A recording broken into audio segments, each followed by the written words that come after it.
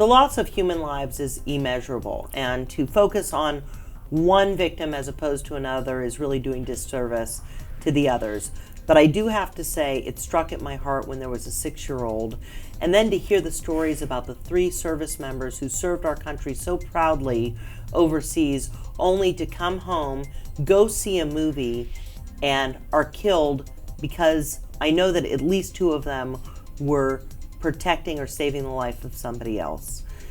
This is horrific, Dawn. I mean, it's absolutely the greatest tragedy.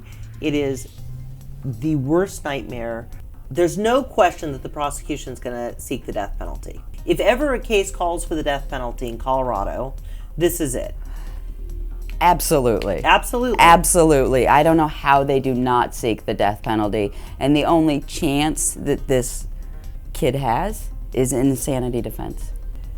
On one hand, you have to say to yourself, who else but an insane person would do this? Obviously something was wrong, but the standard is very high. The standard is very high. And, by the way, this took a lot of premeditation. He ordered things online, and the latest I read that he in his Match.com profile, he said he was asking for women that would visit him in jail. Mm-hmm. So how as a defense attorney do you then separate out and say, yes, on one hand, he was busy preparing for this massacre, but he's really crazy? Well, I think there's 2 different approaches to essentially the insanity defense. There's a complete insanity defense, saying that he was insane, he was either unaware of his actions or he didn't know that his actions were wrong.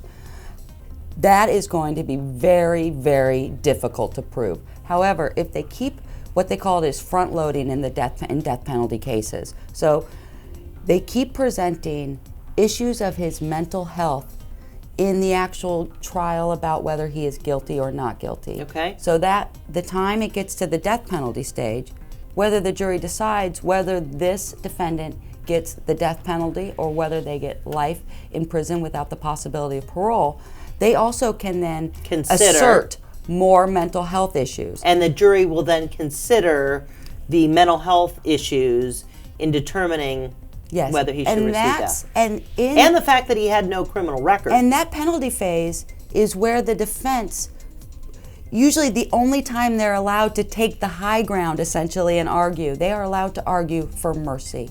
And that he obviously had some type of a psychotic break. Some kind of mental break, and if for no other reason to spare his life is to have mercy on him. Now, I'm going to steal something that a colleague of mine said when talking about this case. And the question was raised, well, what happens in this case? And he said, it's just a question of housing. Because there's no doubt, if he's convicted, there's no doubt that if these facts are true and that he in fact is the perpetrator of this crime, he will spend the rest of his life in custody. The question will be housing. Will he be held in prison or will he be held in a mental health facility? Third option, of course, is will he be housed on death row and eventually put to death? Because Wild About Trial's main purpose is to educate, enlighten, and have great discussions, we think that the Colorado shooting is a very important case to cover. If you want to be part of our discussions and you're interested in how the criminal justice system will see this through, please follow this case on Wild About Trial.